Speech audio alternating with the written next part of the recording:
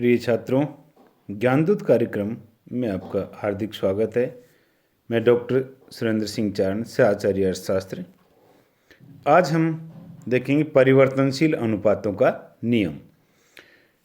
इसका प्रश्न जो पूछा जाता है कि उत्पादन के परिवर्तनशील साधन की 3 अवस्थाओं की व्याख्या कीजिए और समझाइए कि दूसरी अवस्था ही प्रासंगिक क्यों है। रेखा चित्र का प्रयोग कीजिए। आधुनिक अर्थशास्त्रियों के अनुसार उत्पत्ति ह्रास नियम केवल कृषि के क्षेत्र में ही लागू नहीं होता, वरन उत्पत्ति के प्रत्येक क्षेत्र में लागू होता है। आधुनिक अर्थशास्त्रियों ने उत्पत्ति ह्रास नियम की व्यापक क्रियाशीलता पर जोर देते हुए इस नियम को परिवर्तनशील अनुपातों के नियम के नाम से पुकारा है। इस नियम को आधुनिक अर्थशास्त्रियों ने अनुपातों का नियम, प्रतिफलों का नियम या सीमांत उत्पादकता ह्रास नियम कहा है।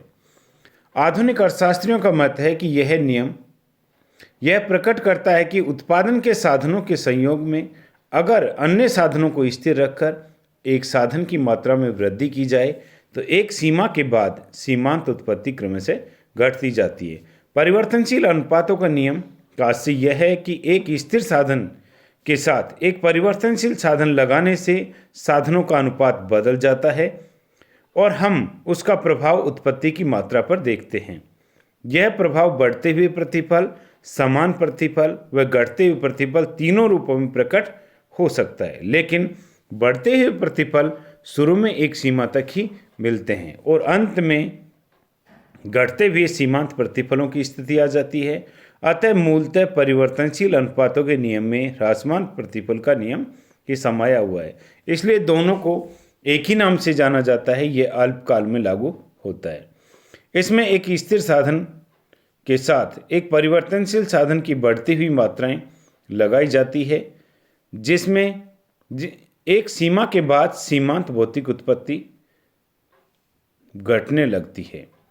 रिचर्जी लिप्से व के अलग क्रिस्टल के अनुसार ह्रासमान प्रतिफल के नियम यह बताता है कि यदि एक परिवर्तनशील साधन की बढ़ती हुई मात्राएं एक स्थिर साधन की दी हुई मात्रा के साथ प्रयुक्त की जाती है तो परिवर्तनशील साधन की सीमांत उत्पत्ति व औसत उत्पत्ति अंततोगत्वा घटती है। इसे उत्पत्ति ह्रास नियम कहते हैं। कि परिवर्तनशील साधन, ये कहना चाहे कि परिवर्तनशील साधन की कोई भी स्थिर साधन के साथ यदि किसी एक साधन की परिवर्तनशील साधन की इकाइयाँ अगर बढ़ाएं तो अंत में उत्पत्ति ह्रास नियम लागू होगा और उसी को परिवर्तनशील, क्योंकि इसमें अनुपात बदलता जाता है इसलिए इसको परिवर्तनशील अनुपातों का नियम भी कहते हैं। उत्पत्ति ह्रास नियम की मान्यताएं टेक्नोलॉजी दी हुई होती है। ये माना जाता है कि उत्पादन की जो तकनीक है वो स्थिर रहेगी या पहले से दी हुई होगी। साधनों के अनुपात स्थिर नहीं रहते, वो बदल जाते हैं। कि साधनों के अनुपात को बदल देते हैं। जैसे एक स्थिर साधन के साथ 1 श्रम की इकाई, उसी स्थिर साधन के साथ 2 श्रम की इकाई, फिर 3, तो ये अनुपात इसका क्या होगा, बदलता जाएगा। जैसे 1:1, 1:2, 1:3, 1:4। तो परिवर्तनशील अनुपातों के नियम में क्या होता है, अनुपात बदलता जाता है। परिवर्तनशील साधन की सभी इकाइयाँ एक सी कार्यकुशल मानी जाती है। ये माना जाता है कि जो परिवर्तनशील साधन है श्रम, उसकी सभी इकाइयाँ एक जैसा कार्य करती है। साधनों का पहले से ही सर्वोत्तम संयोग मानकर चला जाता है कि जो संयोग साधनों का जो उत्पादन प्रक्रिया में लिया गया है वो पहले से माना जाता है कि वो सर्वोपयुक्त है। अब परिवर्तनशील अनुपातों के नियम या उत्पत्ति ह्रास नियम की व्याख्या। माना एक उत्पादक अपने कारखाने में उत्पादन के विभिन्न साधन प्रयोग कर रहा है, वह उत्पादन में वृद्धि हेतु अन्य साधनों को स्थिर रखते हुए परिवर्तनशील साधन श्रम की उत्तरोत्तर इकाई बढ़ाता है। तो परिणाम स्वरूप कुल उत्पादन, सीमांत उत्पादन तथा औसत उत्पादन की 3 अवस्थाएं दृष्टिगोचर होती है। यहाँ दे रखा है कि देखिए एपी औसत उत्पत्ति, यहाँ एमपी निकालने के लिए delta TP upon delta Q, AP निकालने के लिए क्या करेंगे, टीपी अपॉन क्यू।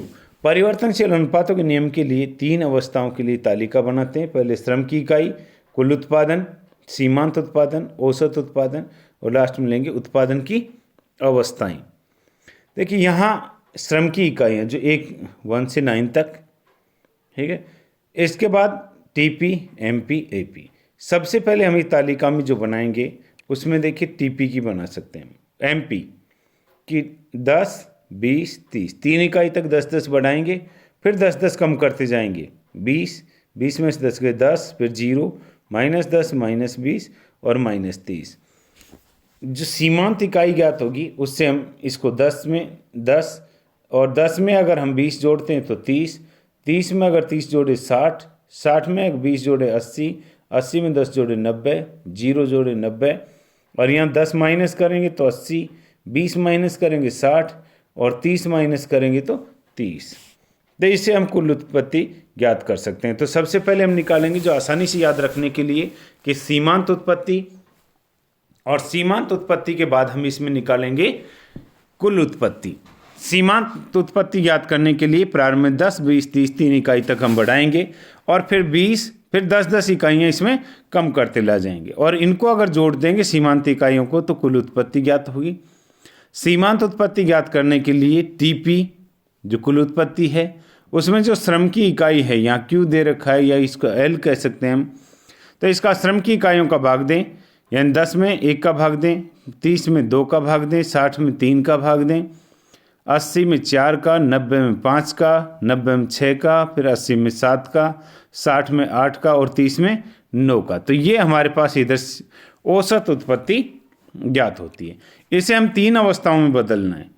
देखिए, जिस बिंदु पर औसत और सीमांत उत्पत्ति दोनों बराबर होती है एवं औसत उत्पत्ति अधिकतम होती है, कि जिस बिंदु पर औसत अधिकतम होगा और औसत के साथ औसत और सीमांत दोनों बराबर हो जाए, वहां तक उत्पादन की प्रथम अवस्था होगी और यहीं से उत्पादन की द्वितीय अवस्था होती है। वो कहाँ तक चलेगी? जहाँ तक सीमांत उत्पत्ति शून्य हो जाए, यानी उत्पादन की सीमांत उत्पत्ति जहाँ जिस बिंदु पर शून्य होगी उसे उत्पादन, वहाँ उस बीच में उत्पादन की द्वितीय अवस्था होगी, सेकंड स्टेज होगी, और इस बिंदु से आगे उत्पादन की तीसरी अवस्था होगी। यहाँ हमारे पास 3 अवस्थाएं दी है। अब तीनों अवस्थाओं का स्पष्टीकरण कर सकते हैं हम। इसका स्पष्टीकरण की प्रथम अवस्था में देखिए क्या हो रहा है। प्रथम अवस्था में कुल उत्पादन, औसत उत्पादन दोनों क्या, और सीमांत उत्पादन तीनों ही क्या हो रहे हैं? बढ़ रहे हैं उत्पादन की प्रथम अवस्था में। और यहाँ जो है श्रम की चौथी इकाई तक उत्पादन की प्रथम अवस्था होती है। इसके बाद उत्पादन की द्वितीय अवस्था जिसमें कुल उत्पादन घटती हुई दर से बढ़ता है, सीमांत उत्पादन घटता है और औसत उत्पादन भी घटता है, पर कोई भी ऋणात्मक नहीं होता। उत्पादन की तृतीय अवस्था की उत्पादन की छठी इकाई के बाद उत्पादन की तृतीय अवस्था होगी, जहां कुल उत्पत्ति घटती है, औसत उत्पत्ति भी घटती है और सीमांत उत्पत्ति ऋणात्मक होती है। तो यहाँ देखिए 3 अवस्थाएं हैं कि पहली जो अवस्था है जिसमें कुल बढ़ता है, औसत बढ़ता है और सीमांत बढ़ता है, लेकिन जो स्थिर साधन है जो यहाँ पर, उस स्थिर साधन की सीमांत उत्पत्ति ऋणात्मक होती है। सेकंड स्टेज में जो हमारे पास दोनों ये कुल उत्पत्ति घटती हुई दर से बढ़ती है, औसत उत्पत्ति और सीमांत उत्पत्ति दोनों घटती है। तो यहाँ किसी भी साधन की सीमांत उत्पत्ति ऋणात्मक नहीं होती। और तीसरी अवस्था में कुल उत्पत्ति घटती है, सीमांत उत्पत्ति ऋणात्मक होती है। जो परिवर्तनशील साधन श्रम है उसकी सीमांत उत्पत्ति ऋणात्मक होती है और औसत उत्पत्ति घटती है। तो यहाँ जो प्रथम अवस्था है उसमें स्थिर साधन की सीमांत उत्पत्ति ऋणात्मक होती है, जबकि तृतीय अवस्था में परिवर्तनशील साधन की सीमांत उत्पत्ति ऋणात्मक होती है और दूसरी अवस्था में किसी भी साधन की सीमांत उत्पत्ति ऋणात्मक नहीं होती। इसका रेखा चित्र बना ले हम तीनों अवस्थाओं का। देखिए यहाँ हमने बनाया टीपी वक्र, ये इस तरीके से जाता हुआ टीपी वक्र हो गया। अब ये टीपी वक्र से हमें एपी और एमपी वक्र बनाना है। एपी और एमपी वक्र बनाने के लिए क्या करेंगे? एक तो इसके अधिकतम बिंदु पर एक स्पर्श रेखा खींचेंगे, एक मूल बिंदु से एक स्पर्श रेखा खींचेंगे, ठीक है, मूल बिंदु से स्पर्श जो इसको स्पर्श कर जाए, और एक इस तरीके से इसको क्रॉस करवाएंगे। यहाँ से एक लाइन डालेंगे नीचे, इधर से अधिकतम बिंदु से डालेंगे और एक इस बिंदु से डालेंगे यहाँ पर नीचे लाइन। देखिए ये जहाँ जिस बिंदु पर मूल बिंदु से खींची गई रेखा जो स्पर्श करती है जिस बिंदु को, उस बिंदु पर औसत अधिकतम होता है हमेशा, ठीक है। और जिस बिंदु पर औसत अधिकतम होगा वहाँ औसत और सीमांत दोनों बराबर होते हैं। और जिस बिंदु पर कुल उत्पत्ति अधिकतम होती है उस बिंदु पर सीमांत उत्पत्ति शून्य होती है। तो इससे हमें ये बिंदु प्राप्त हो जाते हैं और प्रारंभ में इस जो मोड का ये बिंदु है यहाँ पर ये सीमांत उत्पत्ति अधिकतम होती है। तो हमें ये पॉइंट मिल गए। अब देखिए सबसे पहले निकालेंगे हम औसत उत्पत्ति। औसत उत्पत्ति वक्र को यहाँ तक ला के रोक देंगे, ठीक है, और इसके बाद ये क्या होगा, घटेगा। तो औसत उत्पत्ति वक्र जो प्रारंभ में इस तरीके से बढ़ा, बीच वाली जो लाइन है ये इस पर लाके हमने रोका और उसके बाद हम इसको नीचे ले गए। तो यहाँ एक अधिकतम बिंदु दर्शा देता है ये। इसके बाद सीमांत उत्पत्ति वक्र है जो प्रारंभ में ये बढ़ा, यहाँ पर अधिकतम हुआ। अब इसके पास पॉइंट मिल गए कि इसके अधिकतम बिंदु को और जहाँ सीमांत उत्पत्ति शून्य होती है उसको काटता हुआ इस तरीके से ये बिंदु जाएगा। तो अधिकतम बिंदु को काट के आना चाहिए। यहाँ नीचे जो लिया गया है, यहाँ हम ले रहे हैं कि स्थिर साधन की औसत और सीमांत उत्पत्ति। ये स्थिर साधन की औसत, इस औसत उत्पत्ति कि जहाँ कुल उत्पत्ति अधिकतम होती है वहाँ स्थिर साधन की सीमा औसत उत्पत्ति अधिकतम होगी। तो इसको हम इस तरीके से ले सकते हैं, इस पर अधिकतम किया और ये घटने लग जाएगी।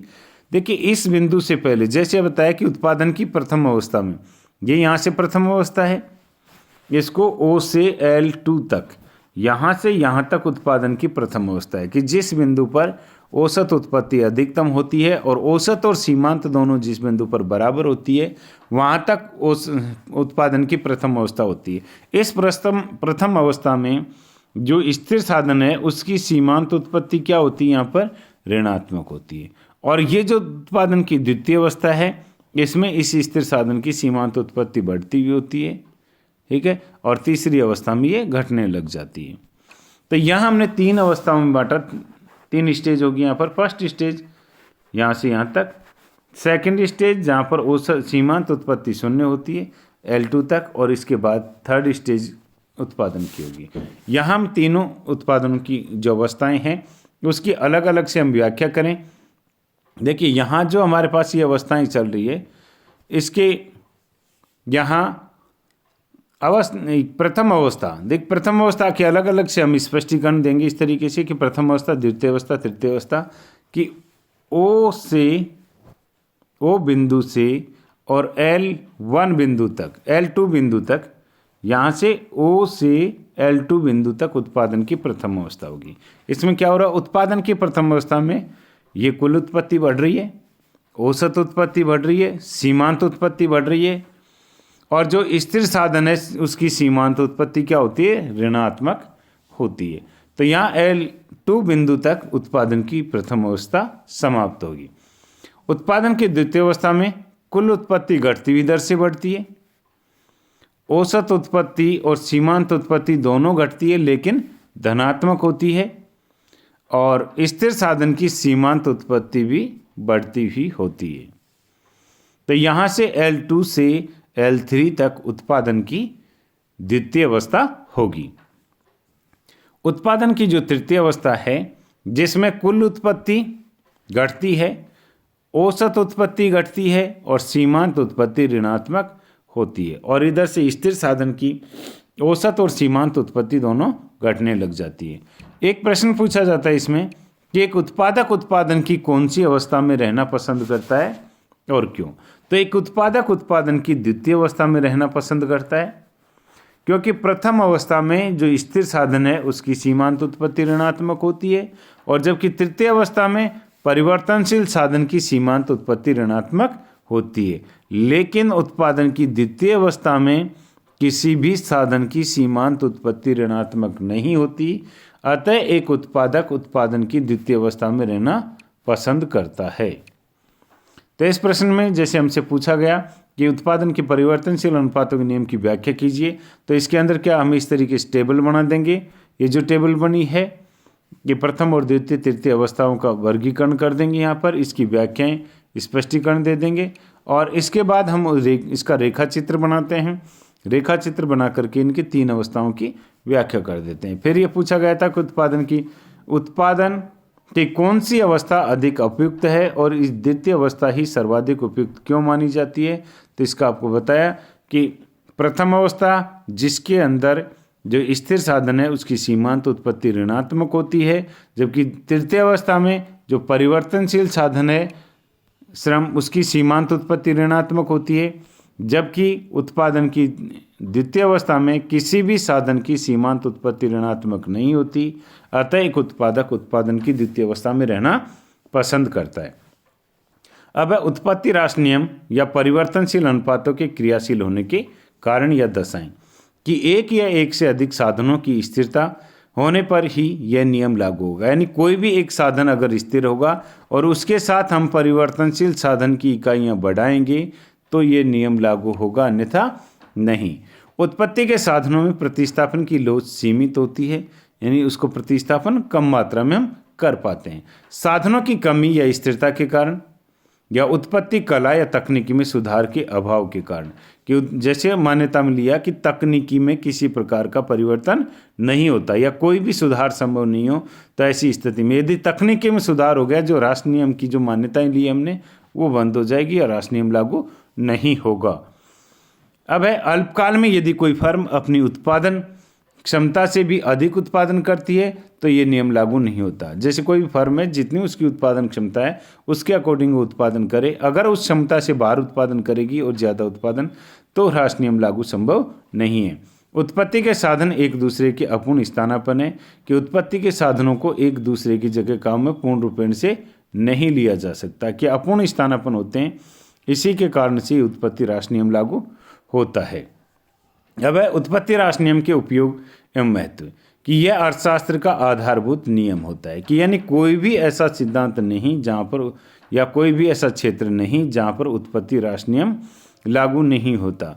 या माल्थस के जनसंख्या सिद्धांत का आधार, कि जो माल्थस ने जनसंख्या सिद्धांत दिया उसका आधार भी उत्पत्ति राष्ट्र नियम को ही माना जाता है। रिकार्डो का लगान सिद्धांत भी इसी नियम पर आधारित है, कि रिकार्डो ने जैसे भूमि पर अपनी लगान विस्तृत खेती और गहन कृषि का जो सिद्धांत दिया, लगान का आर्थिक लगान का जो सिद्धांत दिया, वो भी इसी नियम के से मिलता हुआ है। इसी नियम के कारण या इसको आधारशिला माना है उसने। वितरण का सीमांत उत्पादकता सिद्धांत, जो आगे अध्याय में देखेंगे, वितरण के सीमांत उत्पादकता की उत्पादन के साधनों को उनके प्रतिफल किस अनुसार दिया जाता है, वो भी इसी नियम पर आधारित है। उत्पत्ति का प्रतिस्थापन सिद्धांत भी इसी नियम का प्रतिफल है। जनसंख्या के एक देश से दूसरे देश में या एक क्षेत्र से दूसरे क्षेत्र में प्रवास के लिए यह नियम लागू होता है या उत्तरदायी है। यानी जनसंख्या किसी क्षेत्र में उत्पत्ति राष्ट्र नियम, उत्पत्ति घटती जाती है, उसके कारण से वहाँ के जो लोग हैं वो एक जगह से दूसरी जगह प्रवास कर जाते हैं। तो जनसंख्या का एक देश से दूसरे देश में जो क्षेत्र में जो जाना है वो भी, या प्रवास करना है, वो भी इस नियम का बताता है। यह नियम अनेक आविष्कारों का जन्मदाता है, क्योंकि सीमांत उत्पत्ति राष्ट्र नियम की प्रवृत्ति को रोकने के लिए ही मानव उत्पत्ति के कार्यों में नए नए आविष्कारों का प्रयोग करते हैं। जैसे हम उत्पत्ति या उत्पादन की मात्रा घटती जाती है तो नए नए आविष्कार किए जाते हैं। तो आविष्कारों की जननी भी क्या होती है, उत्पत्ति राष्ट्र नियम है। अब है उत्पत्ति राष्ट्र नियम की क्रियाशील होने के क्षेत्र, यानी कृषि क्षेत्र हो, मछली क्षेत्र हो, खनन उद्योग क्षेत्र हो, मिट्टी के बर्तन बनाने का उद्योग हो, मकान व दुकानों का निर्माण हो, या उद्योग क्षेत्र हो। यानी उत्पादन के सभी क्षेत्रों में उत्पत्ति राष्ट्र नियम लागू होता है। कोई ऐसा क्षेत्र नहीं है जिसमें उत्पत्ति राष्ट्र नियम लागू नहीं होता हो। यहाँ उत्पत्ति राष्ट्र नियम के संबंध में निष्कर्ष, कि यह नियम उत्पत्ति के हर क्षेत्र में लागू होता है। यानी उत्पत्ति के यह नियम उत्पादन की सीमांत मात्रा से संबंधित है, न कि उत्पादित माल के मूल्य से। यानी इस नियम का क्षेत्र है कि सीमांत मात्रा, किसी भी उत्पादन की जो मात्रा है उसकी कितनी मात्रा में उत्पादन किया उससे संबंधित है, या वो कितने मूल्य में बिका, कितने बिका, इससे हमें इस नियम का कोई संबंध नहीं है। अब उत्पत्ति के साधनों में अनुकूलतम संयोग के पश्चात सीमांत उत्पत्ति राष्ट्र नियम ही क्रियाशील होता है। यानी कोई भी उत्पादन के साधनों में हम अपनाएं तो उसका अनुकूलतम संयोग आएगा, जहां उसका अनुकूलतम या अधिकतम उत्पादन होगा। उसके बाद अगर हम उत्पादन करते हैं तो सीमांत उत्पत्ति राष्ट्र नियम क्रियाशील होगा, सीमांत उत्पत्ति घटेगी। वैज्ञानिक आविष्कारों द्वारा उत्पत्ति ह्रास नियम की क्रियाशील होने से कुछ समय तक स्थगित किया जा सकता है, पर अंततः यह अवश्य लागू होता है। ये कहें कि हम वैज्ञानिक आविष्कारों के द्वारा या नई टेक्नोलॉजी के द्वारा या किसी तरीके से हम इस उत्पत्ति ह्रास नियम को क्रियाशील होने से रोक सकें, तो ऐसा संभव नहीं है। हम उत्पत्ति के जैसे कोई उत्पादन किसी कृषि क्षेत्र में या खेत में उत्पादन कम होता है तो नई खाद बीज टेक्नोलॉजी दे के बढ़ा सकते हैं, लेकिन अंत इसमें उत्पत्ति ह्रास नियम क्रियाशील होगा ही। ये नहीं हो सकता कि हम लंबे समय तक उसकी उर्वरक क्षमता को ऐसे कैसे बनाए रख सकते हैं, उसमें ह्रासमान होगा, उत्पत्ति घटेगी। उत्पत्ति ह्रास नियम एक तार्किक अनिवार्यता है, क्योंकि यदि उत्पत्ति का कोई भी साधन स्थिर रहे और दूसरे में परिवर्तन हो तो साधन असंतुलित हो जाने से अंततः यह नियम लागू होता ही है। जैसे हम एक उत्पादन का साधन स्थिर रख रहे हैं और दूसरे को हम क्या कर रहे हैं, दूसरी इकाइयाँ बढ़ाते जा रहे हैं। जैसे हमारे पास है 1:1, 1:2, 1:3, 1:4। तो एक साधन को हमने स्थिर रखा और दूसरे साधनों की मात्रा, जो दूसरा परिवर्तनशील साधन है, उसकी मात्रा बढ़ाते जा रहे हैं। तो इसका अनुकूलतम संयोग जैसे जैसे बिगड़ता जाएगा उसके साथ साथ उत्पत्ति ह्रास नियम लागू ही होगा। तो कोई भी ऐसा क्षेत्र नहीं है जिसमें उत्पत्ति ह्रास नियम लागू नहीं होता है। ये हमारे पास एक क्वेश्चन, इसकी देखिए सबसे अच्छी बात यह है कि यहाँ पर जो तालिका को जो याद करने की प्रवृत्ति होती है, उसके लिए सबसे पहले हम किसको ज्ञात करना है, सीमांत जो उत्पत्ति है उसकी तालिका, कि यहाँ पर 10, 20 और 30, 10-10 इकाई 3 तक बढ़ाई हमने इसमें, ठीक है। उसके बाद 10-10 कम करते ले जाएंगे, 10-10 कम करेंगे 0, फिर -10, -20 और -30। इस तरीके से 10-10 इकाई हम कम करते ले जाएंगे। इसका टीपी ज्ञात करेंगे, कुल उत्पत्ति ज्ञात करें तो इसको 10 में 20 जोड़े 30, 30 में 30 जोड़े तो 60, 60 में 20 जोड़े तो 80, 80 में अगर हमारे पास 80 में 10 जोड़े 90, 90 में 0 जोड़े 90, माइनस करेंगे 10 को तो 80, 20 माइनस करेंगे 60 और 30 माइनस करेंगे तो 30। यानी जैसे जैसे हम इसको क्या करेंगे, पहले 10-10, 20 3 इकाई तक बढ़ाया, फिर 10-10 कम करते गए और सीमांत को जोड़ा तो हमारे पास क्या आ जाएगा, कुल आ जाएगा। अब इस कुल में पहले जैसे इधर श्रम की इकाइयाँ दे रखी है परिवर्तनशील साधन की 2, 3, 4, 5, तो यहाँ क्या करेंगे, 1 का भाग देंगे, फिर इसमें 2 का, इसमें 3 का, इसमें 4 का, यहाँ 5 का, यहाँ 6 का, यहाँ 7 का, यहाँ 8 या 9 का। तो इस तरीके से हम भाग देके एपी की मात्रा निकाल सकते हैं। और फिर यहाँ पर जहाँ पर औसत अधिकतम होता है एपी अधिकतम हुआ। इस देखिए 2 जगह है, यहाँ पर 20 ये और ये 20, लेकिन इस ईपी पर यहाँ पर एमपी इसके बराबर है। तो ये बिंदु वो होगा जहाँ पर एपी और एमपी दोनों बराबर हो, तो उस बिंदु पर हमारे पास उत्पादन की प्रथम अवस्था समाप्त होगी। तो फर्स्ट स्टेज हमारी यहाँ तक चलेगी और यहाँ फर्स्ट स्टेज यहीं से हमारे पास सेकंड स्टेज शुरू हो जाएगी। लेकिन जहाँ सीमांत उत्पत्ति शून्य होती है, उस सीमांत उत्पत्ति तक हमारी उत्पादन की द्वितीय अवस्था चलेगी, ठीक है। और इसके बाद उत्पादन की तृतीय अवस्था, और इसी स्टेज ये तालिका बना करके तालिका का हम क्या कर देते हैं, इसका स्पष्टीकरण कि प्रथम अवस्था में क्या स्थिति है, द्वितीय में क्या है और तृतीय में क्या है। जैसे हमारे पास प्रथम अवस्था है यहाँ तक हो रही 4 इकाई तक, तो श्रम की चौथी इकाई तक उत्पादन की प्रथम अवस्था हुई। यहाँ क्या हो रहा है, ये बढ़ रही है, तो ये कह देंगे कि हम कुल उत्पत्ति बढ़ती है, औसत उत्पत्ति, सीमांत उत्पत्ति बढ़ती है, औसत भी बढ़ रही है, तीनों बढ़ रही है। तो प्रथम अवस्था में तीनों चीज़ें लिख दें। फिर हेडिंग लगाएंगे द्वितीय अवस्था। द्वितीय अवस्था में कि कुल उत्पत्ति घटती हुई दर से बढ़ती है, सीमांत उत्पत्ति घटती है, औसत उत्पत्ति भी घटती है। फिर हमारे पास उत्पादन की तृतीय अवस्था की 6वीं इकाई के बाद उत्पादन की तृतीय अवस्था होगी, जहाँ पर हमारे पास कुल उत्पत्ति जो है वो घटती हुई दर से बढ़ती है, सीमांत उत्पत्ति ऋणात्मक होती है और औसत उत्पत्ति घटती है। तो इस तरीके से हम तालिका बनाकर तालिका की हम स्पष्टीकरण दे सकते हैं। और रेखा चित्र जो बनाया है इस तरीके से, ये भी हम आसानी से बना सकते हैं कि यहाँ लेके हमारे पास ये वक्र को इस तरीके से बनाया और यहाँ इसके अधिकतम बिंदु पर एक स्पर्श रेखा खींची, एक मूल बिंदु से यहाँ स्पर्श रेखा खींची और एक क्रॉस मार दिया।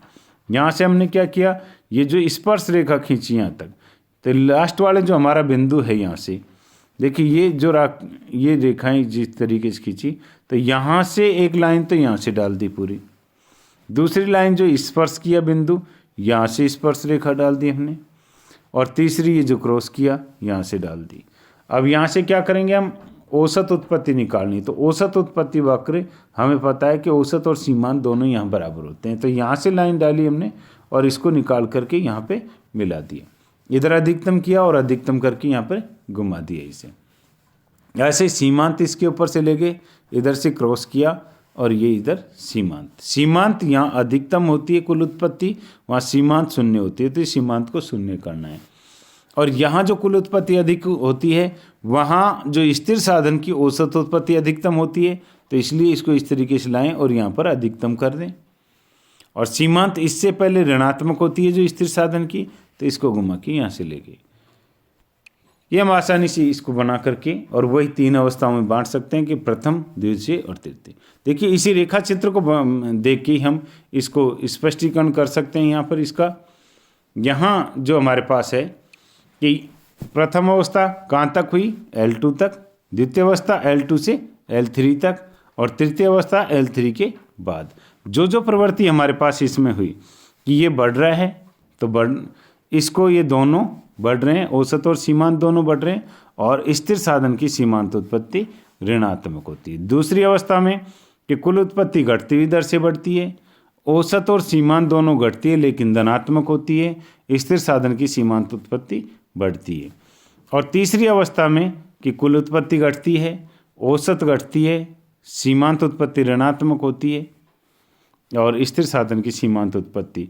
और सिंपल एक जो पूछा गया है कि इसके अंदर कि एक उत्पादक उत्पादन की कौन सी अवस्था में रहना पसंद करता है, कि वो उत्पादक उत्पादन की द्वितीय अवस्था में रहना पसंद करेगा, क्योंकि प्रथम अवस्था में स्थिर साधन की सीमांत उत्पत्ति ऋणात्मक है, दूसरी अवस्था में परिवर्तनशील साधन की सीमांत उत्पत्ति ऋणात्मक है, तीसरी अवस्था में। दूसरी अवस्था वो है जिसमें न तो परिवर्तनशील साधन की और न ही स्थिर साधन की, यानी किसी भी साधन की सीमांत उत्पत्ति ऋणात्मक नहीं होती, अतः एक उत्पादक उत्पादन की द्वितीय अवस्था में रहना पसंद करता है।